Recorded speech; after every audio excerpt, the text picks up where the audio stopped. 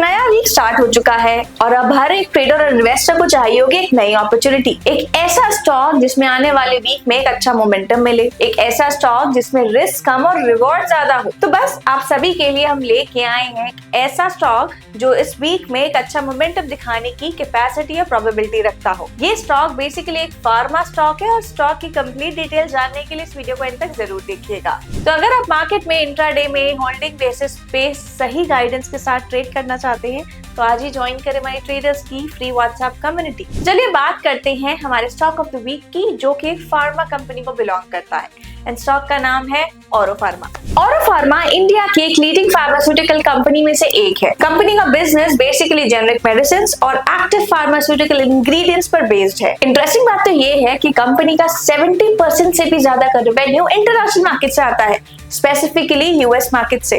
Company का scale समझने के लिए चलिए कुछ नंबर्स पे बात करते हैं। कंपनी का मार्केट कैप 65,000 करोड़ से 70,000 करोड़ के बीच में है और कंपनी का रेवेन्यू 28,000 करोड़ से 30,000 करोड़ के बीच में। वहीं कंपनी की पीई रेशियो मतलब प्राइस अर्निंग रेशियो की बात करें तो वो नियरली अबाउट 20 है और इस कंपनी के एक्सपोर्ट प्रेजेंस की बात की जाए तो लगभग 125 प्लस कंट्रीज में इसकी प्रेजेंस है। कंपनी के पास 29 plus manufacturing facilities world wide available है और इसके multiple plans US FDA approved है। ये सारे फैक्टर्स इस कंपनी को ग्लोबल जेनरिक मार्केट में एक स्ट्रॉन्ग प्रेजेंस क्रिएट करके देते हैं। एक इंटरेस्टिंग बात तो ये है कि कंपनी ने nearly about 800 plus filings US market पे सबमिट की हैं, जिसमें से नियरली अबाउट 100 ऑलरेडी अप्रूव हो चुकी हैं। तो अगर हम अप्रूवल्स की बात करें तो फार्मा कंपनी में यूएस एफडीए अप्रूवल एक स्ट्रॉन्ग ग्रोथ डिटरमाइनर होते हैं किसी भी फार्मास्यूटिकल कंपनी के लिए और इसीलिए जब न्यू अप्रूवल्स आते हैं तो कंपनी की ग्रोथ एक्सेलरेट होती रहती है, यानी कि बढ़ती रहती है। तो अभी हमने बात करी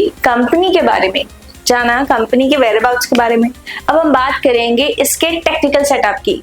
एज अ ट्रेडर आपको इस वीक के लिए स्टॉक में अपनी क्या ट्रेडिंग स्ट्रैटेजी रखनी चाहिए, कहाँ पे है ब्रेकआउट लेवल्स, क्या होना चाहिए हमारा एग्जिट प्लान और किस तरीके से करें अपना रिस्क मैनेज। आइए जानते हैं टेक्निकल चार्ट्स पे। तो अगर हम ब्रॉडर स्ट्रक्चर को ऑब्जर्व करें तो इस स्टॉक में हमें काफी मेजर शिफ्ट देखने को मिला है। एक डिस्ट्रीब्यूशन फेज से शिफ्ट हुआ है बेस फॉर्मेशन फेज पे।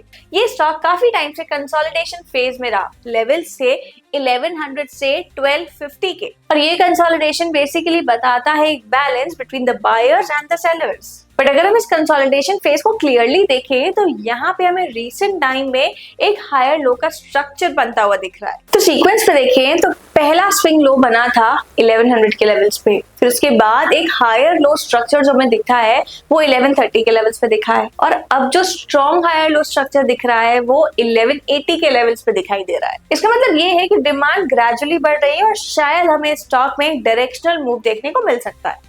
तो अगर मार्केट स्ट्रक्चर के पर्सपेक्टिव से देखा जाए तो ये स्टॉक एक न्यूट्रल फेज से बेसिकली बुलिश फेज में शिफ्ट होता हुआ दिखाई दे रहा है। अब इस स्टॉक की की लिक्विडिटी जोन की बात की जाए तो स्टॉक का स्ट्रॉन्ग लिक्विडिटी जोन है 1240 और 1250 का लेवल।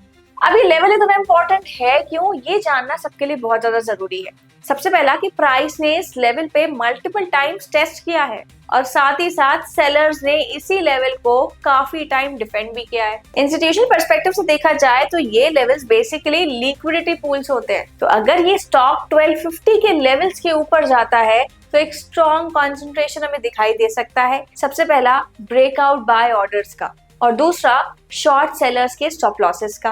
तो जैसे ये लिक्विडिटी ट्रिगर होगी प्राइस में हमें एक अपसाइड मूवमेंट देखने को मिल सकता है ड्यू टू दिस इम्बैलेंस। अगर स्टॉक का वीकली स्ट्रक्चर देखा जाए तो इस वीक में हमें काफी ज्यादा मोमेंटम देखने को मिला है। मार्केट में काफी ज्यादा उथल पुथल रही due to the war situation, जिसकी वजह से निफ्टी में काफी ज्यादा डीप इम्पैक्ट देखने को मिला है। निफ्टी काफी ज्यादा नेगेटिव ट्रेड कर रहा था, बट वहीं ये स्टॉक क्योंकि फार्मा एक डिफेंसिव प्लेयर है, इस स्टॉक में हमें मोमेंटम देखने को मिला है। ईएमए क्रॉसओवर्स भी पॉजिटिव है और एक सपोर्ट मिला है इसको अपने 8 डेज एक्सपोनेंशियल मूविंग एवरेज पे इस पर्टिकुलर वीक में। स्ट्रॉन्ग चांसेस हैं कि अगर स्टॉक में 1250 का लेवल सरपास होता है, ब्रेक होता है, सस्टेन होता है तो इसमें हमें काफी अच्छा मूवमेंट एक्सपेक्ट कर सकते हैं। 1250 का लेवल जैसे ही सरपास होता है तो हमें प्रोबेबल टारगेट या प्रोबेबल मूवमेंट जो हमें देखने को मिल सकता है वो टारगेट्स होंगे नियरली बहुत 1355 के, मतलब यहाँ से एक स्ट्रॉन्ग 100 पॉइंट्स का अप मूव हमें देखने को मिल सकता है औरो फार्मा के स्टॉक में। ये levels basically previous supply zones पे हैं और इसीलिए ये टारगेट्स हमारे लिए बहुत ज्यादा इंपॉर्टेंट है। मतलब इस स्टॉक में हम देखें तो हमें नियरली बहुत 6 से 10% का अपसाइड पोटेंशियल दिखता है। तो अगर आप इस स्टॉक में प्रोफेशनली ट्रेड करना चाहते हैं तो इसमें एक ब्रेकआउट का वेट करें, सस्टेनेबिलिटी का वेट करें अबव 1250 लेवल्स, या फिर लिक्विडिटी टेस्ट का जरूर वेट करें। 1250 के ब्रेकआउट के बाद इस लेवल पे रीटेस्ट होने का जरूर वेट कर लें, क्योंकि यहाँ पे हमें मिलता है कंफर्मेशन कि मार्केट का ट्रेंड, मार्केट की डायरेक्शन वही है जो हम एंटिसिपेट कर रहे हैं। तो जब भी हम रीटेस्ट पे काम करते हैं तो हमारी प्रोबेबिलिटी इस ट्रेड में जीतने की काफी ज्यादा बढ़ जाती है। तो ये बात थी स्टॉक में अपसाइड मूवमेंट की। बट वही मार्केट की अनसर्टेनिटी की वजह से अगर स्टॉक ऐसा नहीं परफॉर्म किया जैसा हम एंटिसिपेट कर रहे हैं तो कहाँ पे रखे अपना स्टॉप लॉस। अब ट्रेड करना है तो रिस्क मैनेज करना ही पड़ेगा, और यहाँ पे हमें एक इम्पोर्टेंट की लेवल दिखता है कि अगर मार्केट इस लेवल से रिवर्स कर जाता है तो स्टॉक में वापस से एक डाउन ट्रेंड देखने को मिल सकता है, और वो लेवल है 1210 का। इस लेवल पे एक काफी ज्यादा स्ट्रॉन्ग सप्लाई जोन था, बट वहां से ब्रेकआउट आने के बाद एक पॉसिबली अपसाइड मूवमेंट देखने को मिला है 1250 के टारगेट्स का। तो अगर 1250 के लेवल्स का ब्रेकआउट आता है, सस्टेनेबिलिटी दिखती है, या फिर मार्केट में रीटेस्ट होता है तो स्टॉक में हम अपनी एंट्री प्लान करके चल सकते हैं। रिस्क को मैनेज करने के लिए स्टॉप लॉस हम मेंटेन करके चलेंगे 1210 रुपीज का। टारगेट्स रहेंगे नियरली अबाउट 100 पॉइंट्स के, दैट इज 1355 के। तो ये है हमारा stock of the week. For the disclaimer, we don't have any personal holdings in this particular stock. अगर आप इस स्टॉक में अपनी ट्रेडिंग और इन्वेस्टमेंट्स करना चाहते हैं तो do consult your financial advisor before trading और इन्वेस्टमेंट्स। तो अगर आपको ये वीडियो इंसाइटफुल लगा हो, पसंद आया हो, तो लाइक करना ना भूलें।